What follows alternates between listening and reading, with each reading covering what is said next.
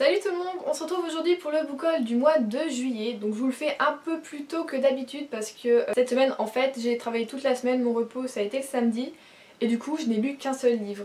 J'ai pas du tout eu le temps de lire, pas du tout. Donc voilà, c'est le book haul qui arrive un peu plus tôt, juste une semaine, hein, c'est rien, voilà, c'est pas tellement de grands changements. Je voulais juste prévenir. Donc on va commencer comme d'habitude, je vous fais les poches, semi-poches, ensuite les grands formats. Vous verrez, il n'y a pas grand chose ce mois-ci, ça a été. Donc on commence avec le tome 9 de Mercy Thompson de Patricia Briggs aux éditions Milady. Donc c'est L'étreinte des flammes. Comment dire que j'adore cette série, c'est ma série Beat préférée, ça a été ma première et voilà, je serai genre trop triste quand ça va se finir, quand je le finirai. On se rapproche petit à petit de la fin, mais ce tome-ci je veux trop le lire parce qu'en fait il est sur les faits. Ça fait longtemps je trouve qu'ils nous ont pas un petit peu enquiquinés ceux-là et là je sens qu'ils vont bien foutre le bazar et que Mercy Thompson sera là pour soit participer, soit remettre un petit peu les choses dans l'ordre comme elle aime bien les faire, tout ça. Et voilà, j'ai vraiment hâte de retrouver tout le monde, l'univers, l'écriture et de m'éclater juste en lisant cette série. Ensuite, j'ai lu, enfin, après tant de moments, ça fait super longtemps que je le voulais celui-ci, Ceci jolie troupe de Cora Carmack aux éditions Livres de Poche Jeunesse. Donc je l'ai lu cette semaine, c'est lui que j'ai lu. Ce bouquin, ça doit faire genre un an, même plus, que je l'ai dans ma wishlist. Je l'avais vu un peu sur Booknote, tout ça en cherchant. Et après j'avais revu une vidéo de Moody qui en parlait, disant qu'il était super drôle, qu'il était léger et voilà, qu'il était vraiment bien. Et du coup ça a remonté dans ma wishlist et j'ai toujours oublié de l'acheter. En fait je me souvenais jamais du titre. Je me disais ah oui il y a lui que je veux, je sais qu'il se passe ça dedans. Et je savais pas le titre. Donc voilà. Enfin, je l'ai. Et donc du coup je vous en parle la semaine prochaine dans l'update lecture. Ensuite j'ai acheté le tome 3 et le tome 4 d'Agatha Raisin, donc de MC Beaton aux éditions Albin Michel. Vous savez que j'adore cette série, juste que ces deux tomes là je me les suis fait spoiler par la série télé justement. Donc je sais qui sont les assassins parce que malheureusement j'ai une bonne mémoire là-dessus. Donc j'espère que ça va pas alourdir on va dire ma lecture, que je vais quand même être prise dedans. Enfin j'aurais pas dû du tout regarder la série télé parce que ok les 2-3 premiers épisodes étaient plutôt bien. Mais le reste ça devenait lourd, les personnages étaient pas du tout comme ceux du livre. C'était trop facile, franchement c'est pas une bonne série, j'ai été déçue et je sais même pas pourquoi j'ai continué. Voilà. Donc j'espère voilà quand même apprécier mes lectures, on verra. Oui le chouchou il fait du bruit. On est content, le train fait chouchou.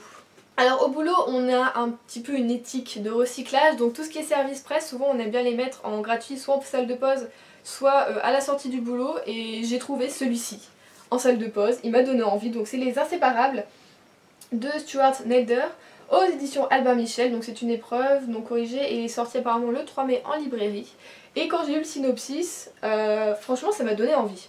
Là je peux pas trop vous en parler parce que c'est un peu compliqué, hein, il est plutôt long en plus. Mais comme d'habitude je vous mets tout en barre d'infos, donc vous avez juste à dérouler, à cliquer et vous saurez voilà si ça vous tente ou pas. Mais apparemment ça m'a l'air d'être vraiment pas mal. Ensuite voilà, je me promenais dans le rayon policier, thriller, vous savez que j'ai lu il y a pas longtemps le tome 8, je crois que c'est le 8 ou le 9 de Camilla Legberg. Et donc forcément j'ai acheté le suivant. Bah oui, La Dompteuse de Lyon de Camilla Legberg, forcément, aux éditions Actes Sud de la collection Actes Noir. Voilà. Alors, je voulais attendre un peu parce que ça fait pas longtemps hein, que j'ai lu le tome précédent, mais j'ai lu le synopsis.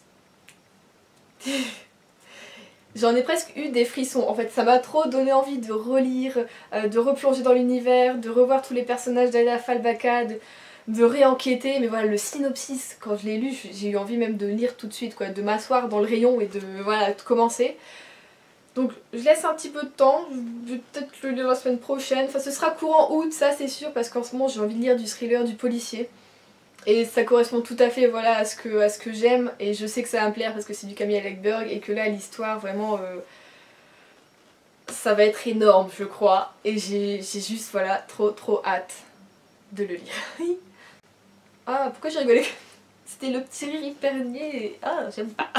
Et donc ensuite forcément à côté de Camilla Legberg et ben il y avait ça. Voilà, je n'ai jamais lu les Millennium, donc là c'est Millennium le tome 1 de, je sais pas trop comment on dit, Stieg Larsson je pense, toujours aux éditions Actes Sud de la collection Actes Noir.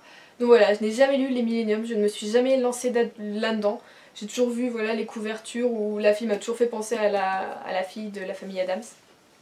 Ouais, moi je trouve qu'elle lui ressemble vachement. J'ai oublié son prénom, je ne sais plus comment elle s'appelle. Enfin bon, avec le collier, tête de poupée, tout ça, ça ne peut être que prenant. J'ai lu du coup, là je me suis un peu aventurée, j'ai lu le synopsis et je me suis dit ah punaise ça peut être pas mal. Je découvre en plus une autre série, Millennium, c'est hyper connu, enfin j'ai une collègue à ma mère qui les lit depuis des années et qui voilà, qui a adoré. Et du coup je me suis dit voilà, je vais me lancer dedans, si je veux un autre policier un peu, enfin voilà, nordique, un peu comme Camilla Läckberg, tout ça, et voilà, enfin c'est hyper connu, donc j'ai jamais osé, et là voilà, j'ose enfin. Et voilà, le synopsis me donne bien envie, donc je vais, je pense, m'y lancer dans pas trop longtemps, donc voilà, vous allez avoir un mois de août-septembre plutôt thriller policier. On gardera quand même des romances, hein, vous en faites pas si vous aimez pas ça, mais voilà, je tiens à vous prévenir qu'on va être plutôt... Voilà, quand on va sentir l'automne arriver, hein, petit à petit. Voilà, c'est tout pour ce book haul du mois de juillet. J'ai été plutôt, enfin voilà, raisonnable.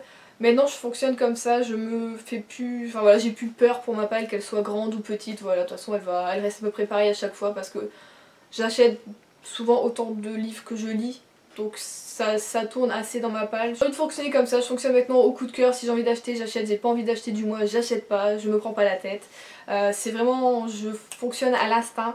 J'ai pas envie de me prendre la tête avec ça, avec oh, j'ai pas acheté de livre ce mois-ci, ou alors oh mon dieu j'ai déjà acheté trop de livres ce mois-ci, c'est pas la peine. Non, je fonctionne vraiment ouais, à l'instinct et je trouve que pour le moment c'est une bonne tactique, une bonne solution. Moi ça me convient très bien. Donc voilà. Parce que vous avez acheté ce mois-ci, si vos mois à venir sont un peu comme moi, plutôt thriller, ou voilà, quel genre vous avez envie de lire en ce moment, tout ça, selon la saison peut-être, ou vos envies, dites-moi tout. On se retrouve du coup bientôt dans une prochaine vidéo et je vous fais plein de bisous et je vous souhaite de très bonnes lectures. Et oui, cette fois-ci elle a enregistré la madame. Ah, parce qu'elle n'est pas bébête jusqu'au bout. Quand même.